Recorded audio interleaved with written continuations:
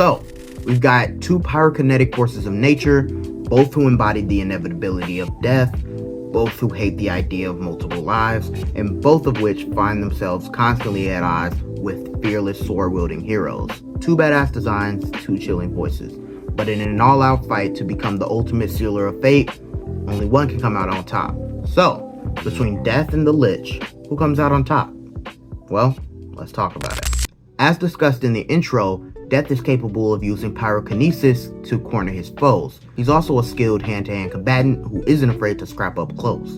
And if we are to believe Death's claim about being an actual physical being within our world, who yet is still capable of carrying out the burdens of the actual concept of death, in order to kill the hundreds of millions of humans, hundreds of billions of animals, and who knows how many fairy tale creatures within the world of Shrek that will most likely be dying every day, Death should be capable of moving at top speeds of over 2 million kilometers an hour. That's over 7 times the speed of light. And if you don't buy that speed feat, the only other logical explanation is that Death is omnipresent. So either way you slice it, you're not escaping him. Not only does Death boast impressive mobility, he also seems to be surprisingly durable. In Puss in Boots 2, the Wishing Star's energy is clearly shown to be so powerful that any being that walks through it is instantly erased from reality. So what does Death do when it comes across it? He walks straight through it. He just casually walks through existence erasure. He also seems to possess the ability to alter the perception of his prey, disorienting them enough to catch them off guard or to just tire them out. Now, as for the Lich, he honestly has too many feats and abilities to list. So, I'm just going to go over the ones that are most beneficial for him in this fight. Similarly to Death, the Lich is capable of using his magic to control fire, as well as mutagenic waste. He's capable of using these powers to form projectiles, set fire to entire rooms, and create powerful explosions. The Lich's fire is so potent that it was capable of melting the Crystal Citadel, as well as its guardians. The same Crystal Guardians that were tasked with capturing planet-busting ancient cosmic criminals. The same cosmic criminals who, once freed by the Lich's fire, attempted to attack the Guardians to no effect. So, to recap, planet-busting cosmic criminals can't put a dent in the Citadel Guardians, and the Lich was able to destroy them by himself, without even moving.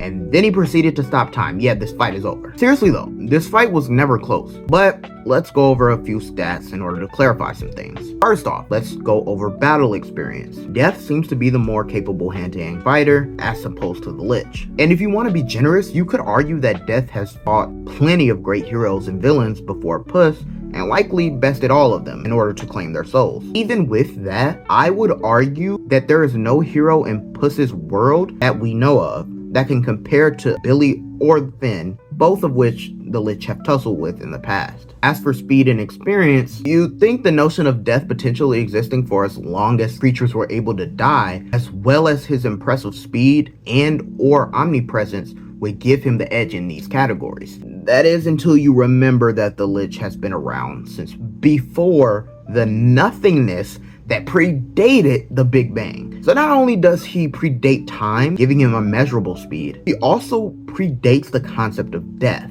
meaning he obviously has more experience. The final category I want to discuss for this fight is durability. It's one of the categories that you could possibly give to Death. As discussed before, Death has casually shrugged off the existence erasing properties of the Wishing Star, while a version of the Lich was defeated by the Maid, a weapon with seemingly similar properties. But even this is just speculation. And honestly, durability is a complicated topic, and it opens up a whole other can of worms. Death was capable of brushing off existence erasure, and the Lich was capable of tanking a laser from the Gumball Guardian to the face, and surviving the epicenter of several massive explosions of his own making. How the hell were these two beaten by a cat with a sword and a kid with a sweater? Simple. Even though Death and the Lich are physical beings, they're still bound by the concepts they represent. Puss was able to quote-unquote beat Death because he had conquered his fear of death and learned to value his life, therefore lessening Death's power over him. And in the Lich's case, he is the embodiment of the concept of entropy and evil. Finn was able to combat the Lich because he is the physical embodiment of hope and righteousness, the Lich's direct counter. The only reason why Finn's sweater was able to affect the Lich's physical form is because it was infused with the most potent kind of positive energy, liking someone alive. So, if death can only be bested by mortals who conquer their fears, and the Lich can only be bested by beings that radiate positive energy, how the fuck are these two going to fight each other anyway? Well, and together again, Finn is unable to touch New Death without the Kiss of Life, possibly implying that Catalyst comments such as Finn as well as the Lich can't affect the concept of death. So that seems to make the Lich's case even worse, right? How is he gonna deal with him? Well, it's simple. He'll just become death. That's right. The Lich has puppeted the concept of death before. And even if DreamWorks' version of death isn't dumb enough to fall for the Lich's tricks, he's definitely not strong enough to take on Adventure Time's embodiments of death. I honestly can't think of a single instance in which death could win against the Lich. Now, feel free to disagree, but mind you, this is their difference in power without even mentioning the fact that while puppeting New Death, the Lich had command of an army of beings capable of destroying almost 50 seemingly infinite dimensions. Or the fact that Hudson Abadir proclaimed the Lich to be the second greatest threat that U had ever faced, which if true, would make him more powerful than Darren the Ancient Sleeper, who has multiversal attack potency. So yeah, while this would be a fucking phenomenal fight to watch, this matchup was never fair. So, that being said, the Lich takes the win on this one. Do you agree with this outcome? Let me know why or why not in the comments down below. Be sure to like the video, subscribe if you enjoyed, and watch Puss in Boots 2 and Adventure Time. They're both peak, trust. Anyway, until next time, I guess I'll see you when I see you.